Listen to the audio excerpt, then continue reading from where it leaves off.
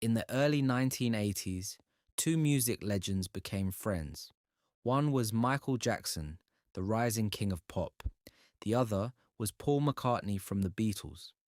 Their story started in a sunny recording studio in Los Angeles in 1982.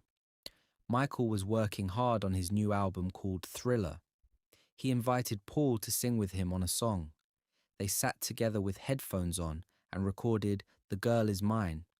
It was a fun, friendly duet about two guys who liked the same girl. They smiled, nodded, and enjoyed every moment. The song became a hit.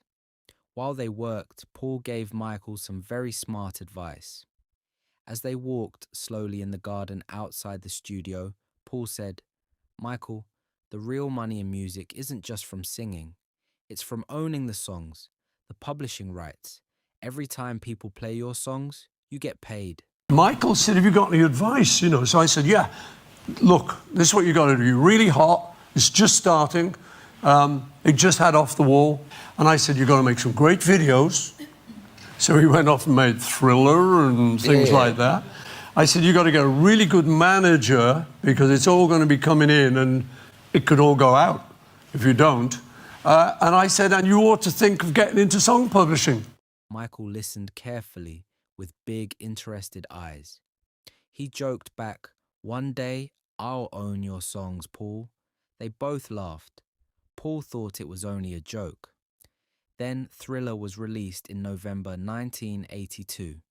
It had amazing songs like Billie Jean, Beat It, and the title track, Thriller. Fans loved the music and the videos.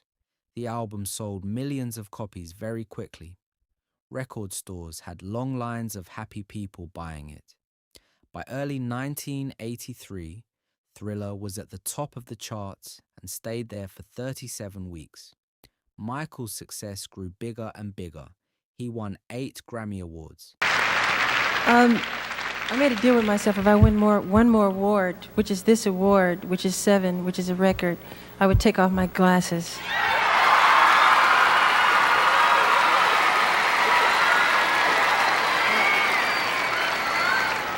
Now, I don't want to take them off, really, but...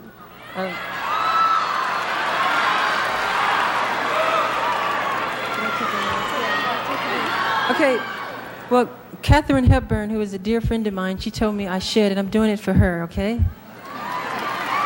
And the girls in the back. The album sold over 70 million copies around the world.